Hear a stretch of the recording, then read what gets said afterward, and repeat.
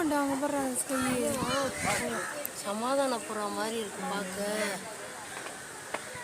அப்படியே உனக்கு சமாதானப்படுறா எனக்கு ஆண்டவர். சூப்பர்.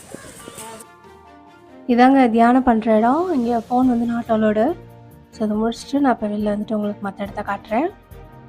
இது வந்து பார்த்திங்கன்னா இங்கே வாட்டர் ஃப்ளஸ் ஏஸ்பாவோட ஸ்டாச்சு பெருசாக இங்கே வச்சுருப்பாங்க. இதை விடவும் இன்னும் பெருசாக இருக்குது. அதை நான் உங்களுக்கு அடுத்த வீடியோவில் காட்டுறேன். ஏன்னா இதே கொஞ்சம் லென்த்தியாக போயிட்டுருக்கு.